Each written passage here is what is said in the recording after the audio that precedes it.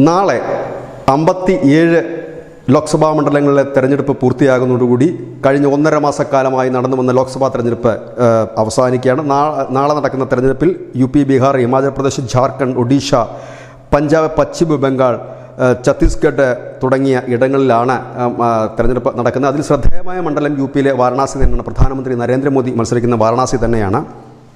ഏതായാലും BJP സംബന്ധിച്ച് അവർ 5ാം ഘട്ടം കഴിഞ്ഞപ്പോഴേ അവർ കേവല ഭൂരിപക്ഷം ഉറപ്പിച്ചിരുന്നു. 6ാം ഘട്ടം കഴിഞ്ഞപ്പോൾ അവർ കൂടുതൽ കോൺഫിഡൻസ് ആയി എന്ന് തന്നെ പറയേണ്ടി വരും. അവരുടെ വാക്കുകൾ അങ്ങനെ തന്നെയാണ് നെടിലേക്കുന്നതും അവരുടെ പ്രവൃത്തികൾ അങ്ങനെ തന്നെയാണ്.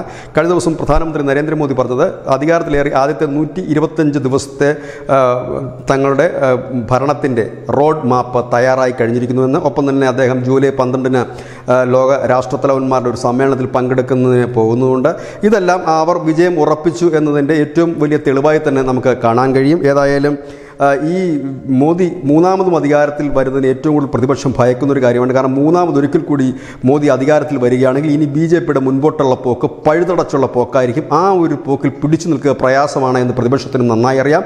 കാരണം BJP അവരുടെ പ്ലാൻ തയ്യാറാക്കിയിരിക്കുന്നതിന് ഒരു 25 വർഷത്തേക്കാണ്. അത് മോദി ഓപ്പണായി പറയുകയും ചെയ്യുന്നുണ്ട്. 2047 ഇന്ത്യയെക്കുറിച്ചാണ് അവർ ഇപ്പോഴേ സംസാരിച്ചു തുടങ്ങുന്നത്.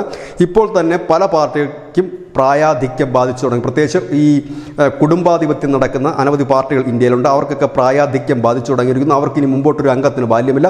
NCP ആയാലും ബിജു ജനതാദൾ ആയാലും DMK ആയാലും അങ്ങനെ അനവധി, അതായത് പുതിയ തലമുറ വാർത്തെടുക്കാൻ പലരും മാറി നിന്നിടത്താണ് BJP യുവാക്കളെ തന്നെ രംഗത്തെത്തിച്ചിട്ടുണ്ട്. കാരണം നിലവിൽ അവരുടെ മുഖ്യമന്ത്രിമാരുടെ പ്രായമെടുത്താൽ 65 വയസ്സിന് താഴെയാണ് ബഹുഭൂരിപക്ഷം പേരും. ഒരാൾ മാത്രമാണ് 70 വയസ്സുള്ളത്, ത്രിപുര മുഖ്യമന്ത്രിയാണ്. ഏതായാലും അങ്ങനെ യുവത്വത്തിലേക്ക് BJP മാറുന്നു. അവർ ഒരു തലമുറ മാറ്റം കൂടി ഈ 2024 ശേഷം BJPയിൽ സംഭവിക്കുമെന്ന് പ്രതിപക്ഷം ഭയക്കുന്നു. അങ്ങനെയെങ്കിൽ കൂടുതൽ യുവത്വത്തോടും കരുത്തോടും കൂടിയുള്ള BJP ആകും 2029 കളത്തിൽ കാണാൻ കഴിയും. ഒപ്പം തന്നെ ലോക സാമ്പത്തിക ശക്തിയാകാൻ വേണ്ടി മുൻപോട്ട് കുതിക്കുന്ന ഇന്ത്യ കൂടുതൽ വികസന പ്രവർത്തനങ്ങളും അതുപോലെ ക്ഷേമ പദ്ധതികളും കൊണ്ട് ജനങ്ങളുടെ മനസ്സ് കൈയടക്കും എന്നുകൂടി പ്രതിപക്ഷം കരുതുന്നു. അതായത് 2029 ആകുമ്പോഴേക്കും BJP വളരെ ശക്തമായ ഒരു നിലയിലേക്ക് എത്തുകയും അവരെ തോൽപ്പിക്കാൻ കഴിയാത്ത തരത്തിലേക്ക് പ്രതിപക്ഷം മാറുകയും ചെയ്യുന്നൊരു സാഹചര്യം ഉണ്ടാകും. ഇതിനിടയിലാണ് കഴിഞ്ഞ ദിവസം പശ്ചിമ ബംഗാളിൽ പ്രധാനമന്ത്രി നരേന്ദ്രമോദി ഒരു മുന്നറിയിപ്പ് നൽകിയത്.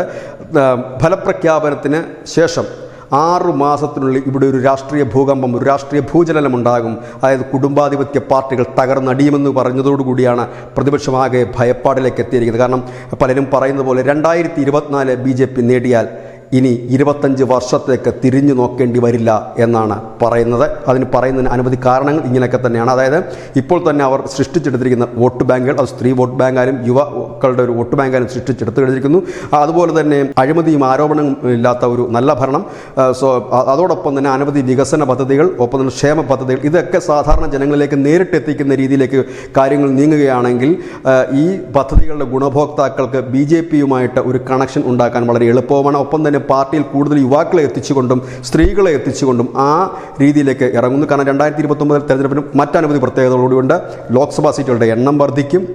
അതെല്ലാം BJPക്ക് ശക്തമായ ഇടങ്ങളിൽ കൂടിയാണ് എന്നതും പ്രതിപക്ഷത്തിന് ഭയപ്പെടുത്തുന്ന കാര്യമാണ്. മറ്റൊന്ന്, സ്ത്രീ സംവരണം നടപ്പാക്കുന്ന വർഷമാണ്. അങ്ങനെ അനവധി കാര്യങ്ങളുണ്ട്. ഇതുകൊണ്ട് തന്നെയാണ് പറയുന്നത് 2024 BJP ജയിച്ചാൽ ഇനി ഒരു 25 വർഷത്തേക്ക് നോക്കണ്ട എന്ന. News desk news India Malayalam.